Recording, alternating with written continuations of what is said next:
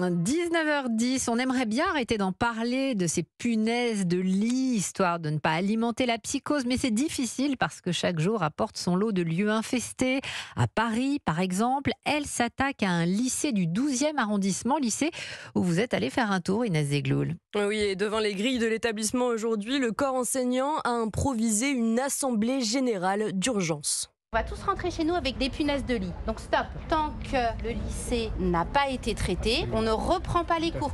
L'angoisse a commencé hier, me racontent les professeurs. Entre les étagères du centre de documentation, l'alerte est donnée. Il y a une élève qui s'est fait piquer par des punaises de lit dans le CDI. Si elle s'est fait piquer sur un fauteuil en plein jour, ça veut dire que le niveau d'infestation est déjà très élevé. Et donc là, la direction a fait venir des chiens renifleurs et on s'est aperçu qu'il y avait tout un tas de salles qui sont infectées.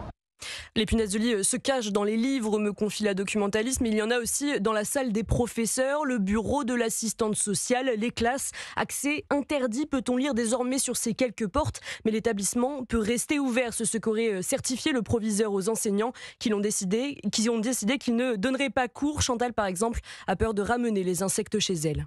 Je viens travailler, je ne viens pas pour être infectée. Quand on connaît le coût des infections, c'est énorme. Je n'ai vraiment pas les moyens de faire ça.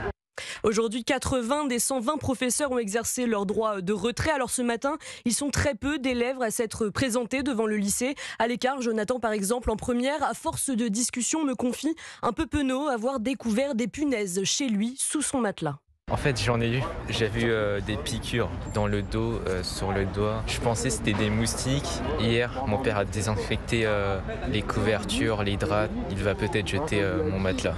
Seule la loge du lycée a pour l'instant été traitée par des professionnels en l'attente d'une plus large désinfection. L'établissement ouvrira tout de même ses portes demain, mais personne ne viendra en cours, ni élève, ni professeur, m'a-t-on certifié.